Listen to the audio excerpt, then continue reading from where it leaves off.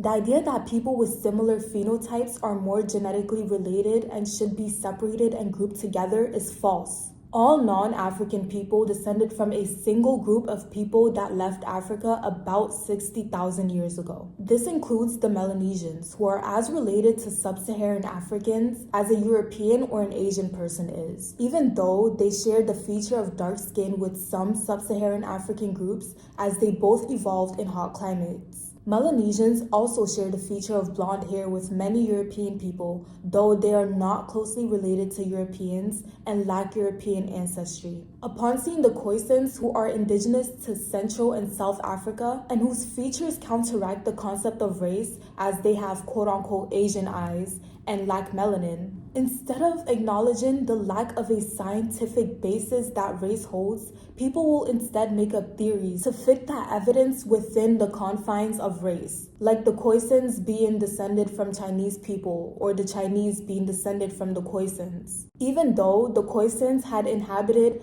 Africa thousands of years before the single migration out of Africa populated the rest of the earth. So Chinese people would be more related to a European person than they would be to a Khoisan person. To classify all Africans as a single group of people makes no sense because Africa has more genetic diversity than all other continents combined. Some people in Africa are more genetically separated than Europeans are separated to Native Americans. Africans are not only genetically diverse, but phenotypically diverse as well, with various types of noses, skin colors, and hair textures. Human populations are not distinct. Many ethnicities have mixed ancestry, and phenotypes aren't clear-cut between groups. Especially people between regions have blended phenotypes and genetics. Skin color grades like the colors of a light spectrum, from Europe down to Africa, from the lightest to the darkest without a sign of skin color boundary. Human genetic variation is generally distributed continuously in gradients across much of Earth. There is no evidence of clear-cut genetic boundaries between human populations, which is necessary for race to exist. Race is not a scientific basis for how people should look. People having similar physical attributes does not mean they're more genetically related, and having different attributes does not mean you're genetically distant. We're not separate groups of people based on our phenotypes, but one group that evolves differently based on our environment. A flat nose, monolid, and light eyes does not belong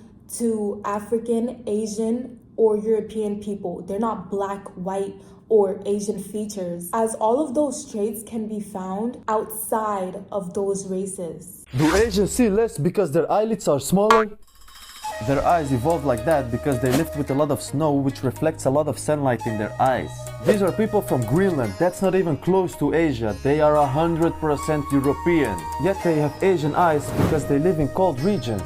The only scientific grouping for humans is human. The completion of the Human Genome Project in 2003 was a major scientific development in biomedicine and genetic science, as it found that all humans are 99.9% identical on the DNA level, and only 0.1% of DNA is responsible for our physical differences. The concept of race masks the overwhelming genetic similarity of all people and the mosaic patterns of variation that do not correspond to racial divisions. In medicine throughout history, doctors have been taught to consider race when diagnosing and treating medical illnesses. But the use of race in medicine as a concept with any sort of scientific legitimacy has led to devastating outcomes. Racism in the medical profession has been killing Black people for centuries. Let's take kidney or renal failure, for example. Black people are 4 times as likely to suffer from renal failure as white people are. But we're often diagnosed much later than other racial groups, and it takes much longer for us to get on transplant lists. Why is that, you ask? Because the actual test to determine kidney function is racist, and the Organ Procurement and Transplantation Network Board just outlawed the test completely. And not only did they outlaw the test, but they also recalculated the wait times for all Black kidney transplant candidates and had to move a bunch of them to the front of the line because the severity of their renal failure had been grossly underestimated. How do you develop a racist kidney failure test? Well, about 20 years ago, researchers finally developed a fairly reliable test for evaluating kidney function called called EGFR. The test evaluates how efficiently a person's kidneys move a waste product called creatinine from the blood. They noticed that the study participants who were black had higher levels of creatinine in their blood, even when their kidney function was operating at the same level as their white counterparts. The conclusion they drew was that those black participants had more muscle mass, since people with higher muscle mass make more creatinine. Now, testing creatinine levels is not a perfect indicator of kidney function. All kinds of things can affect creatinine levels, but instead of considering that other factors like medications or dietary differences might have affected the creatinine levels of those black research study participants, they made the assumption that black people just naturally have more muscle mass than white people because their creatinine levels were higher. This is largely based upon the false belief that there are biological differences between the races. Modern-day biomedical researchers are against the use of race in their field and argue that finding a difference in disease prevalence between two socially defined groups does not imply that that difference is due to genetics, and that medical practices should maintain a focus on the individual rather than that individual's societally defined grouping. They dispute an overemphasis of genetic contributions to health disparities, as it ignores the contribution of the non-genetic factors. Nature Genetics asks authors to explain why they make the use of particular ethnic groups or populations and how classification was achieved. The use of race in genetics was officially discredited by the U.S. National Academies of Sciences, Engineering, and Medicine in 2023.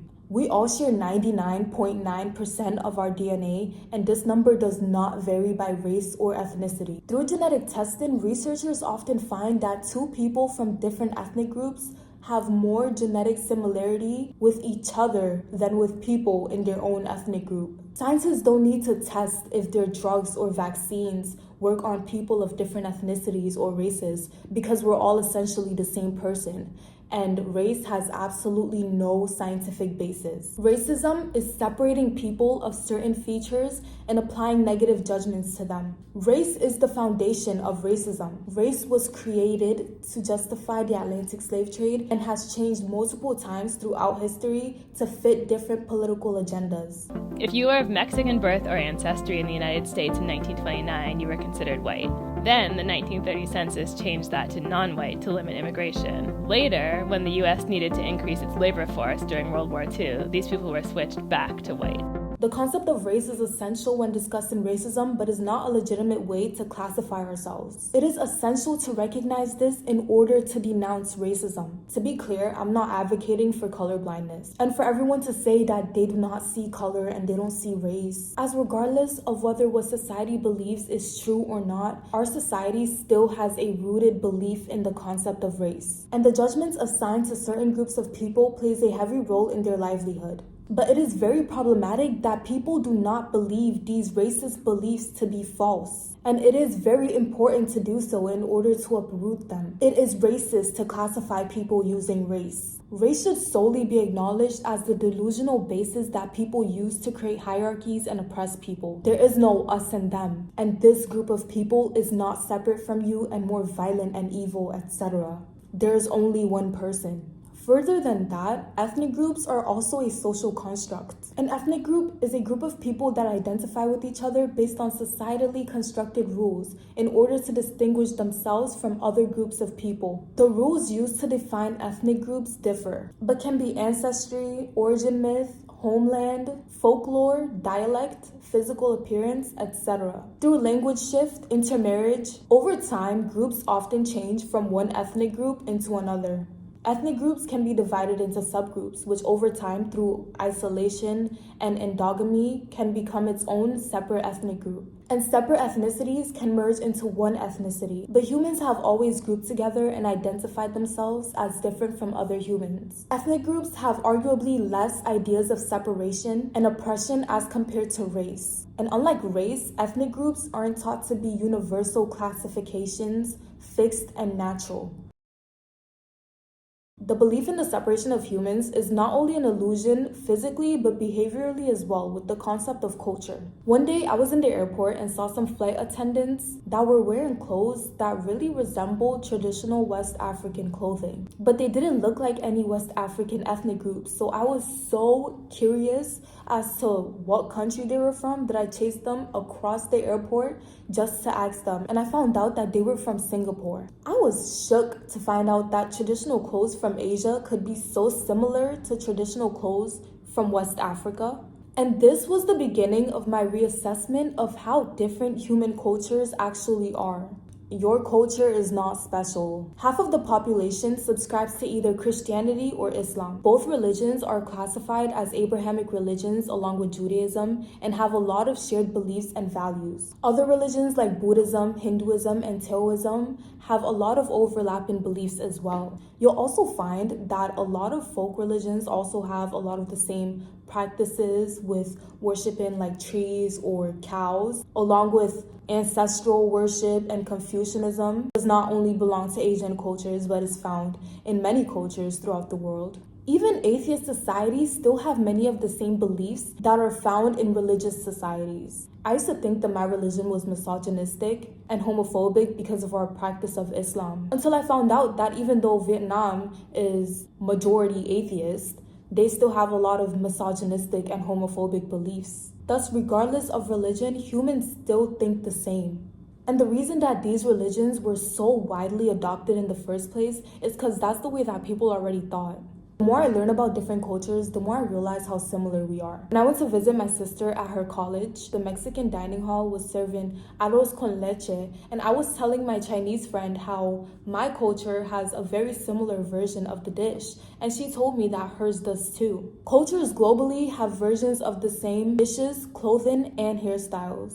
If you consume a lot of content from different cultures, then you might notice that different cultures have versions of the same stories, sayings, and jokes. We speak different languages but say the same things. I recently found out that the food that I grew up eating and the clothes that I grew up wearing did not only belong to my cultures, but was eaten and worn by many cultures in West Africa. And drinks like hibiscus juice and ginger juice was continental and even made by East African people. Many cultures in close proximity or over a vast region has an overall shared regional culture, especially when one culture has great influence over the surrounding cultures. For example, China in East Asia, the Arabs in the Middle East and Africa, the biggest present-day example being America and globalization. Like, we basically all nowadays wear the same clothes and the architecture is becoming very similar. I honestly do not recommend, if you want to travel, to go to the capital cities because it's literally just gonna look like America. Like, you're there for what? Social etiquette overlaps as well. I thought it was only my annoying ass culture that had the practice of taking things handed to you with two hands instead of one, especially money. But then, like, coming to Korea, Japan, and Vietnam, that is also practiced here. Every time someone on social media posts about, oh, like, Hispanic mothers are like this, or like African mothers be like this, and like the comments are always like, well, Asian parents are like this too, well, my mom does this too. Like, your culture is not special. Everything you believe is special about your culture likely also appears in another culture. The TikTok trend describe an original experience. Ow. Yo, bro, what you doing? Practicing how to be blind just in case I go blind blind one day. How did you? Yeah, I used to do the same. No way. I thought I was the only one. No, you're not the first. With people coming to the conclusion that no one has ever experienced an original experience and we all like basically live the same life, regardless of where we are in the world, just shows how culture really means nothing. We all have the same humans around us that will act in human ways. The illusion of separation through culture becomes harmful with stereotypes. Black people are stereotyped as loud and aggressive, while conversely, East Asian people are stereotyped as polite and reserved. Though the way that East Asian people are stereotyped may seem positive, it is still very problematic and dehumanizing. The way that people talk about East Asian people is like they're not humans just like them, but like separate creatures programmed to behave like polite customer service workers. But most cultures, probably all cultures on Earth, put a heavy emphasis on respect and politeness in different ways to the same or an even higher degree than East Asian cultures, including American culture. Even though Americans are stereotyped as disrespectful and loud, people are taught to say please and thank you, hold open the door for people behind them, and we are also taught table etiquette, like not having your elbows on the table, which is also the same table etiquette that is taught in Japan, and many other cultures. English also uses honorifics like Miss, Mr., Sir, and Madam, which is especially used in the South. And thou actually used to be an informal pronoun used to address others, while you was the formal pronoun until thou fell out of use with the rising middle class in the 17th century. And people just opted to use the formal you. And until the 19th century, people in Europe also routinely greeted people above their rank, seniors in their rank, and even their own parents by bowing for men and curtsying for women. But when society became less hierarchical, bowing died out. In the same way that bowing has actually largely died out in a lot of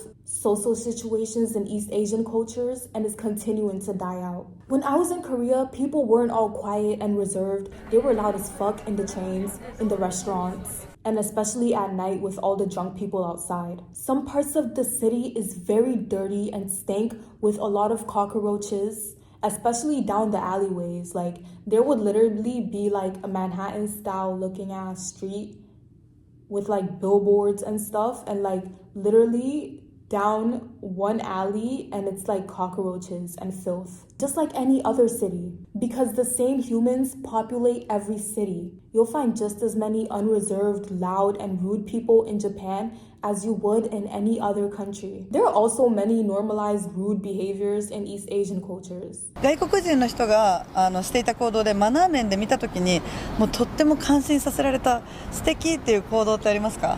なんか電車の中とかでなんかお年寄りの人に席を譲ってあげたりっていうのはなんか外国の方の方が多いなって思いました。女の人と子供にめちゃめちゃ優しいなっていうのはある。マナーなのかわかんないですけど、レディーファーストがすごかったりだとか、ドア開けてあげたりとか、絶対それ結構ね、日本の人だと可愛い人にはやるけどみたいなたまにあるじゃないですか。ぶつかってきて日本人だともうそのままぶつかられるだけで仕方なんですけど、外国人だとソーリーみたいな。 One thing I will never get used to in Korea is the way that people here will just give you their unwarranted opinion on your appearance. But there are many people in East Asian cultures that would never comment on your looks. Culture is just societal expectations or societal norms. People are still individual human beings. Anthropologists see culture as a simplifying concept representing a population's more or less average set of learned behaviors and beliefs, since learned behaviors and beliefs vary greatly among the individuals within a group. In the same way, Black people aren't cultured to be loud and rude. If you go to any Black neighborhood and you start acting rude and abusive to people, people will think you have no manners. Black culture has manners and respect for others too. This is clearly a stereotype to depict Black people as savage, unruly people. You'll find just as many rude Black people as in any other group of people. Generalizing any group of people to be different in any way from the rest of humanity is false. Saying things like, oh, Italians are loud, isn't true, because if you go to any country, people get loud in public places. Or even that Vietnamese people are nice and welcoming is false, because globally, people try to be hospitable to guests and foreigners. Having an unfavorable experience with someone of a certain ethnic group or hearing about a brutal crime that happened in another country has absolutely nothing to do with that person's ethnicity. Everywhere you go is the same human with the same capacity to be the same way. Whether you go to Korea, Italy, or a predominantly Black neighborhood, people are going to act in mostly the same ways, as they're just global human norms, as we're all human beings. These stereotypes come from the invention of race, which not only grouped people together by physicality, but also believed that the people in these groups are born with certain intellectual capabilities, behaviors, and morals. In 1735, Swedish biologist Carl Linnaeus, the inventor of zoological taxonomy, divided Homo sapiens into different subspecies based on the continents known at the time: Europus, Asiaticus, Americanus, and Afar, and associated each subspecies with a different personality. Homo sapiens Europus was described as inventive, serious, and adventurous, governed by law. Being governed by law was seen as a positive attribute, as these classifications were made during the Enlightenment period, which adopted theories like the social constructs. Homo sapien Europus was presented as the standard for humanity. Homo sapiens Americanus was described as bad-tempered, stubborn, and free, governed by custom. Though you might see it as a positive, their description of free was meant to counteract Europeans' description as governed by law, which Europeans at the time, influenced by Enlightenment ideas, felt was a more civilized way to be. Homo sapiens Asiaticus was described to be melancholic, severe, and stingy, governed by opinion. Stingy being used given the context that Europe was struggling to colonize Asia at the time, which meant that Asian people must naturally be stingy, as they were not 100% willing to hand over all of their resources to the Europeans. Homo sapiens Afar was described as careless, over-relaxed, cunning, with women acting without shame, and governed by impulse. Given the context of the time period being the peak of the Atlantic slave trade, Africans being impulsive justify slavery as they must be controlled. Linnaeus's thoughts were influenced by the way the colonists already thought about the people they colonized, and cemented and justified their stereotype against colonized people. Linnaeus was a very influential scientist at the time, and his work was taken very seriously and taught in schools up until the 1900s. In 1851, Samuel Cartwright published Diseases and Peculiarities of the Negro Race, where he argued that Black people were mentally unfit for autonomy, and the Black people that sought freedom suffered from a mental illness that he made up called drapetomania. This ties to why assertiveness in Black people is seen as aggressive and dangerous, while the same behavior in white people is seen as leadership. He also argued that Black people don't experience as much pain as white people, which justified the abuse of slaves. The effects of this is still seen in the medical field today. Modern scientists discourage any type of racial explanations for differences in behavioral traits between humans. Respecting people's culture is taken too far. There's a clear difference between being racist and intolerant and simply disagreeing with disgusting beliefs that lack logic and reasoning and are based on hate. Obviously, if you make fun of people for example, eating with their hands because you only grew up eating with a spoon and a fork, that is very intolerant and racist. But things like eating while walking or even wearing revealing clothing, regardless of whether the culture deems it inappropriate or not, is not being intolerant. People don't fully agree with their own cultural standards. You can pick and choose what cultural beliefs align with your own values. I'm going to wear whatever I want. You don't have to be like a programmed robot and download all of a culture's beliefs and values into your brain as if it's some kind of software.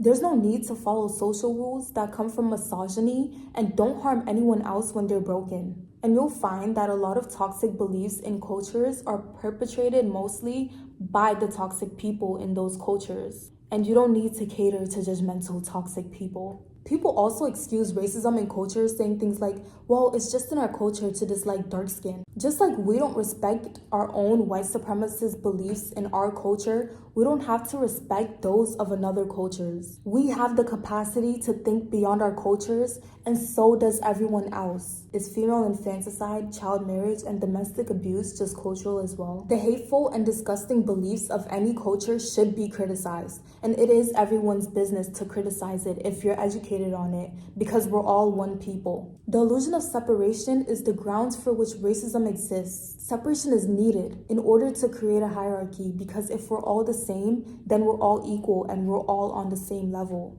Our kind of progressive society still largely believes in centuries-old pseudoscience that laid the foundations for racism. Recognizing this illusion is how we can continue to work to deconstruct the racism our society was built on.